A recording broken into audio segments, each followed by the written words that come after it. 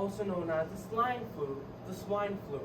So today we're gonna talk about where did the whole thing start, the locations that were most affected, what on earth is it, a timeline, who gets affected most, contagiousness, the estimated fatalities, because of course you can never be 100% sure that okay, this number of people died, because there's always going to be people that may have died from this disease but were mislabeled, especially in like poorer countries such as like India and Africa and those regions.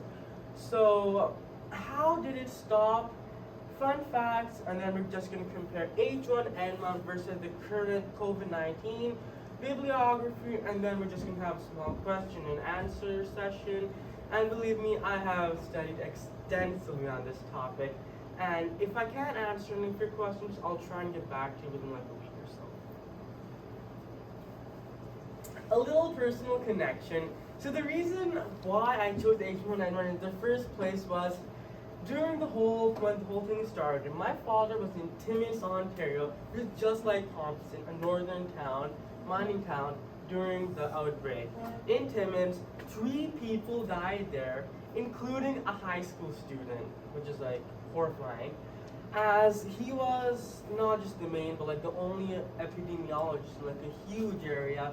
So he led the public health unit through the pandemic, and every morning through the pandemic, he stood up in front of the entire board of directors and the city and presented to the case numbers, fatalities, and the graphs, which helped them to make decisions based on real data. And in the local area, he was always seen as a hero, and he came to the news like many times.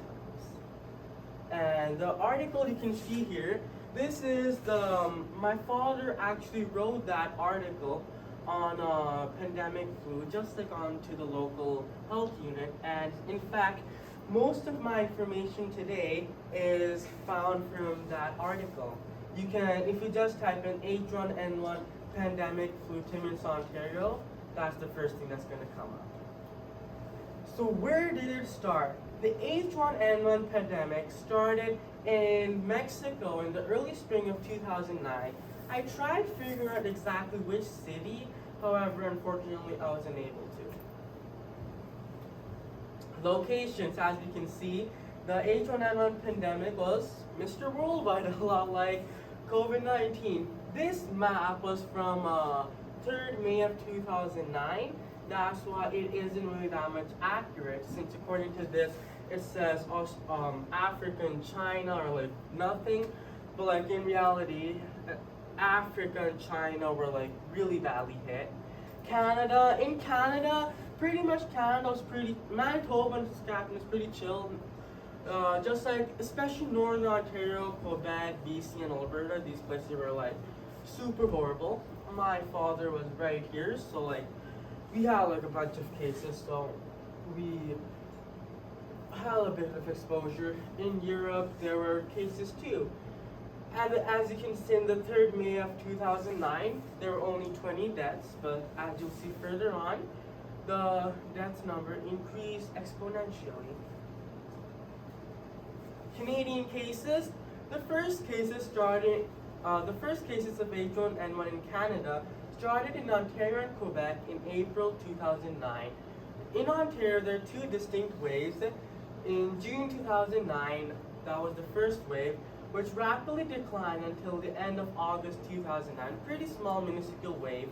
And then in the fall of that same year, there was a huge, larger wave, like October and November, towards like Halloweenish. As of 2011, 8,746 lab confirmed cases were in Ontario. And in the Porcupine area, which is like Timmins, North Bay, where my dad was, there was 111 in 2011.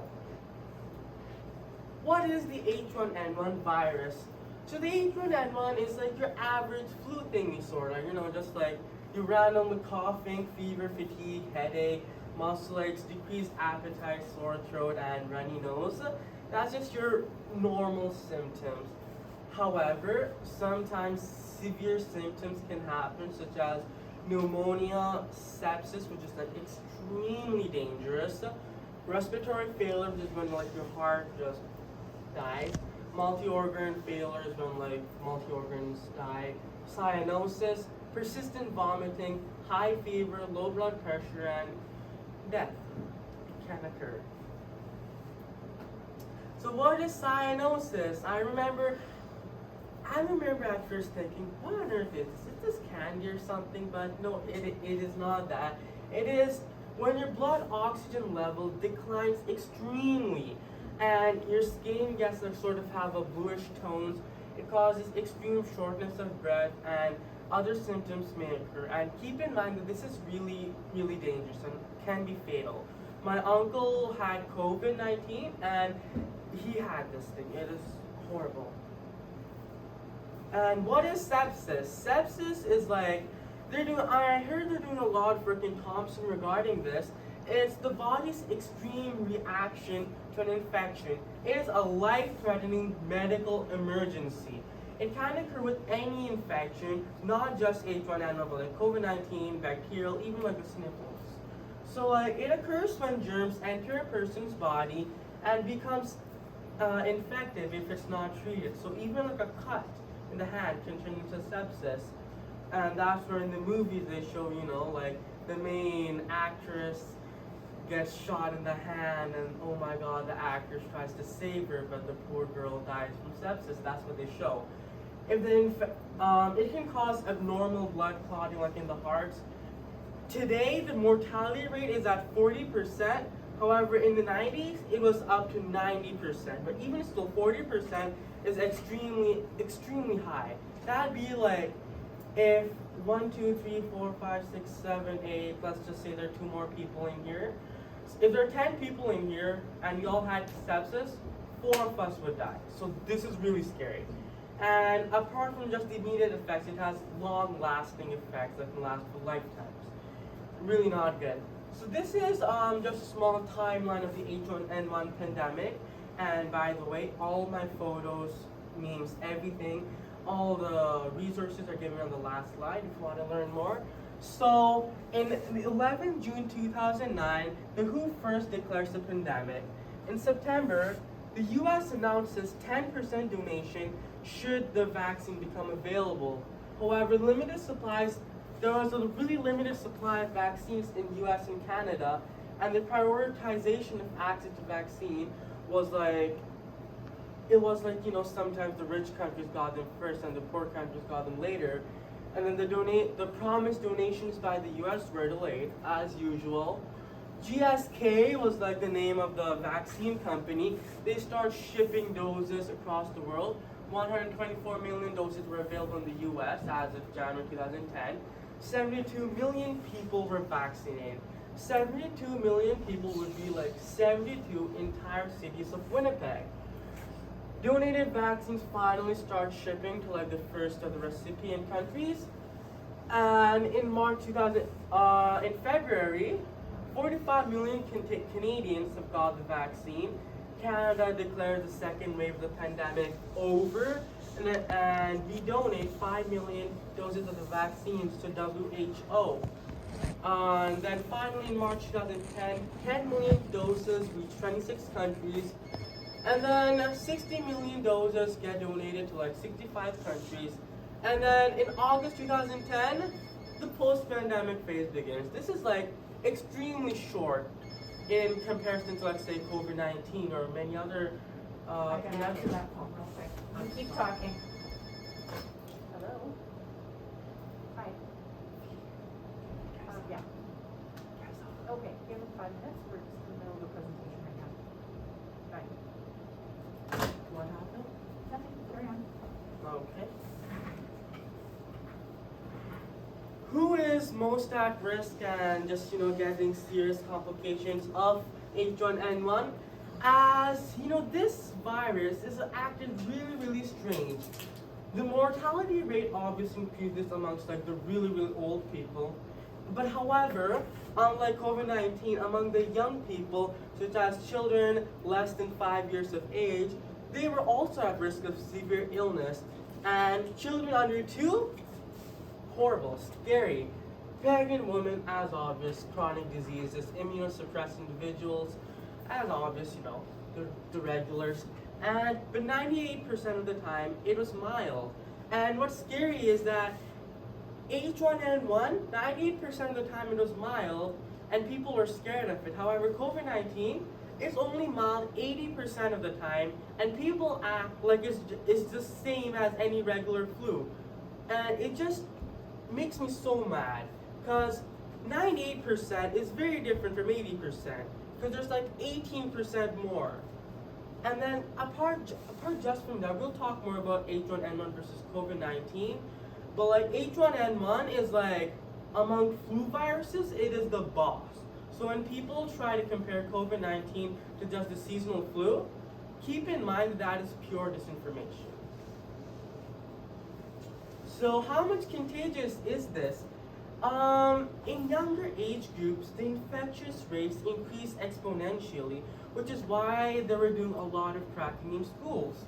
Infection rates were much higher amongst children 15 years and younger. So like, wouldn't that be middle school? Yeah, middle school and elementary years. Children carry the viruses, which then the children act as carriers and then give them to their family members. And then the family members, when they visit their old grandparents, it sneaks their ways to older individuals, and that's how this virus kills people. It is, but however, this virus, it causes more morbidities than mortalities. Plague, for example, it just murders people. Mortalities more than morbidities. However, this virus is the opposite. Do you want to just go over the difference? Oh, yeah. Everybody, you need to know this anyways. Like, I'm What's the sorry. difference between morbidity and mortality? Okay, so mortality means when you're like killed, and morbidity is when they like disable you or something like that, right? Yeah, you're struck with the disease. Yeah. So fatalities and serious diseases, these are just some numbers.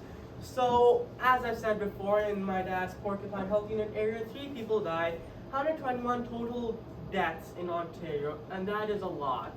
That would be the size of like a small prairie town.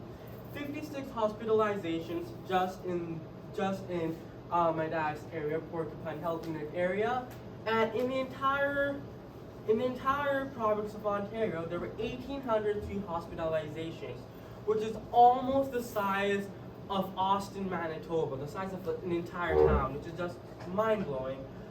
Across the entire Canada, across the country, 428 people died, which is Ashern's, we've all been to Ashern, right? Ashern's population is 565 people.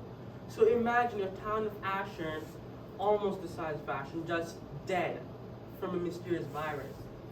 8,678 people were hospitalized in Canada, which is almost the size of Dauphin, and globally estimates range from 151,000 to 575,400 deaths. The major brunt of deaths were in Africa and Southeast Asia, so like India, Bangladesh, Pakistan, those places.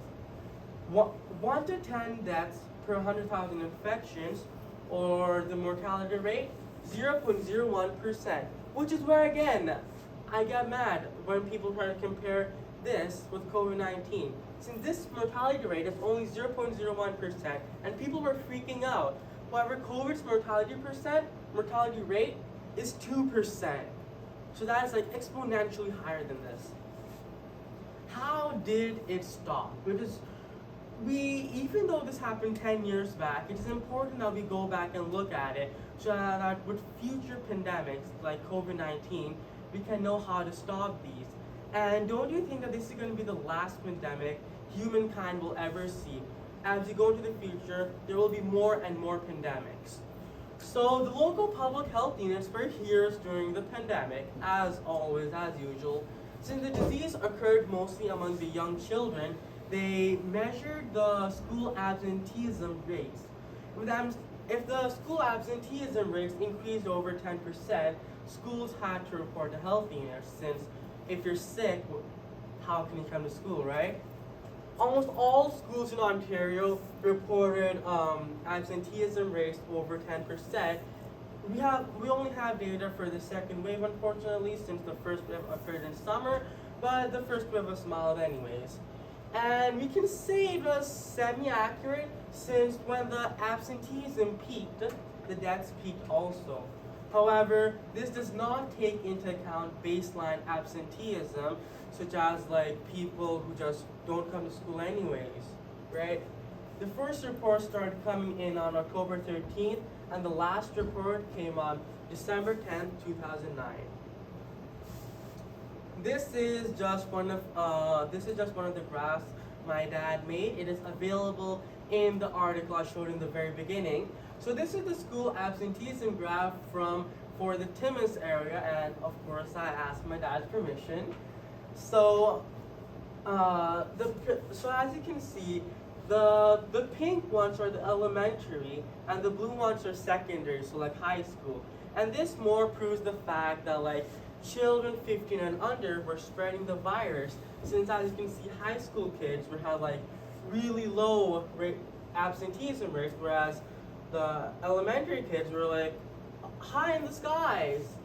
And this is just till November 3rd, 2009. As we can see, the peak is sort of around 26th October and 27th October 2009. I know my dad probably would have done like a way better job, but like then again, he gets paid $100,000 a year to do this stuff, and I'm only a grade 10 student. Hopefully in the future.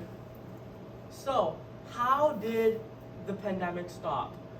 Well, the Ontario government started MVS, also known as the Mass Vaccination Strategy. Fun fact, they're also doing it right now with the COVID-19 virus. MVS started in late October 2011, and they estimated that only 40% of people would choose to receive the vaccine, and thus vaccines were distributed likewise. And in reality, their prediction was correct. 40 to 45% of Canadians ultimately took the shots. However, First Nations, they're awesome. They vaccinated almost entire populations due to the small sizes and remoteness, which is why First Nations, they're awesome. They were really awesome for doing that. And we achieved herd immunity pretty fast. Fun facts. I don't know if you can remember the microvir lab, but this is H1N1 under the microvir. So H1N1 is still around. It's just not as prominent anymore. During 2020, there were 0 influenza cases or outbreaks thanks to our masks, continuous hand sanitization and all that stuff. And H1N1 has turned into an endemic disease. However, the case numbers are like really low. So, H1N1 versus COVID-19. H1N1 is like the king of flu viruses. Like, it's the most scariest. And COVID-19 is, I'm pretty sure it's one of the most scariest coronaviruses out there. So what are the differences? They are both influenza-like illnesses. Mortality rate 0.01% of H1N1. However, COVID-19's mortality rate is 3.4%, which is 340 times that of the H1N1 rate. The H1N1 pandemic lasted super small, started in March 2009 and ended in August 2010. However, for the COVID-19, it started in January 2020, and 2 years later, we still have to wear masks.